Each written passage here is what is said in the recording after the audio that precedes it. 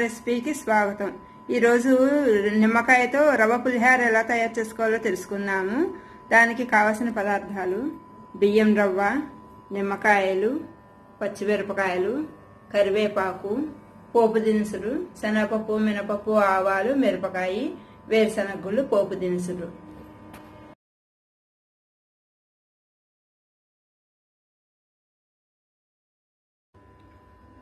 Stove వెలిగించి cooker పెట్టాను. Water లేకుండా చూసుకోవాలి. చూసుకుని ముందుగా ఆయిల్ వేయాలి. హైలో పెట్టాను స్టవ్.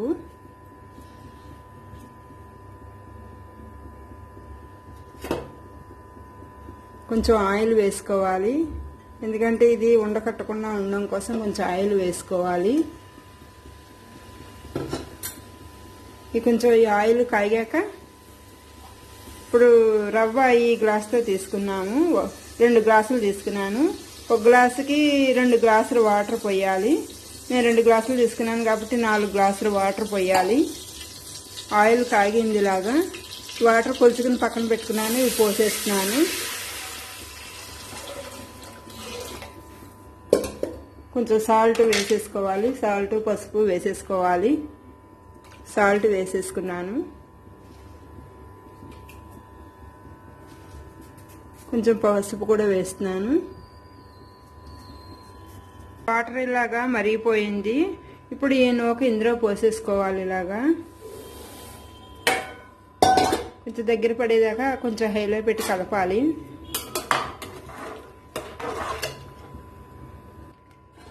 ఇది ఇలాగా దగ్గర పడింది. ఇప్పుడు పెట్టేసేసి 3 విజిల్స్ రానివ్వాలి. రవ్వ ఇలాగా ఉడికిపోయింది. ఇప్పుడు స్టవ్ ఆఫ్ చేసేసుకున్నాను. ఇలా స్టవ్ ఆన్ చేసేసి మూకుడు పెట్టాను. ఇప్పుడు ఆయిల్ వేస్తున్నాను. పులిహోర కొంచెం ఆయిల్ పడుతుంది.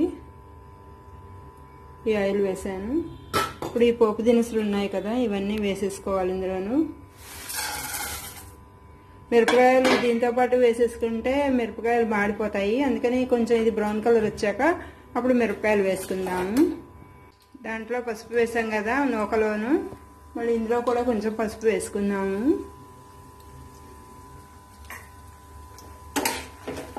బాగుంటుంది ఇలాగా నూనెలో వేసి కాయాక పసుపు. ఇప్పుడు కొంచెం వేగాక అప్పుడు మిరపకాయలు వేసుకోవాలి. ఇది ఇలా వేగుతుంది. ఇప్పుడేమో ఎండుమిరపకాయలు కూడా వేసేసుకోవాలి. ఇవి కొంచెం బ్రౌన్ కలర్ వచ్చేదాకా ఉంచుకోవాలి. కొంచెం ఇంగు కూడా యాడ్ చేసేసుకోవాలి.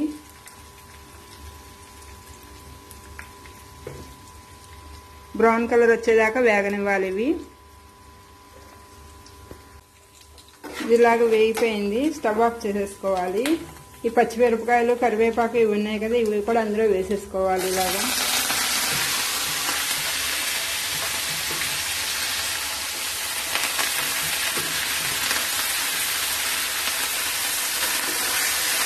కొంచెం వేగుతాయి. స్టవ్ ఆఫ్ చేసేస్తున్నాను. ఇలాగా కుక్కర్లోంచి రవ్వ ఇలా తీసేసి ప్లేట్లో పోసుకున్నాను. ఇలాగా నిమ్మకాయలనేమో ఇలా రసం తీసుకు పెట్టుకున్నాను. ఇప్పుడు ఏం చేయాలంటే ఈ పోపు అంతా ఇందులో కలుపుకోవాలి.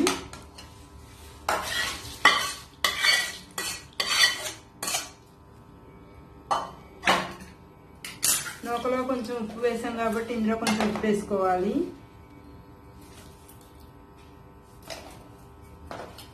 కూడా ఉప్పు వేసాను.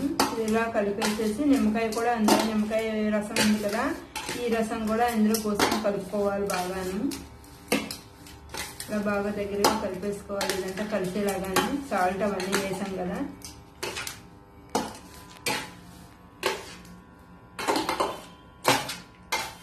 ఇలా కలిపేసుకోవాలి. ఇప్పుడు ఈ నిమ్మకాయ రసం ఉంది కదా, ఈ నిమ్మకాయ రసం కూడా ఇందులో వేసుకుని కలిపేసుకోవాలి. ఇలాగా బాగా కలిసేలాగా కలుపుకోవాలి. ఇలాగా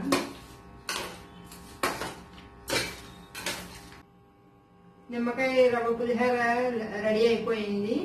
ఇది జర్నీలకి, లాంగ్ జర్నీలకి వాటికి చాలా బాగుంటుంది. ఒకసారి ట్రై చేసి చూడండి. ఈ వీడియో చూసినందుకు కృతజ్ఞతలు.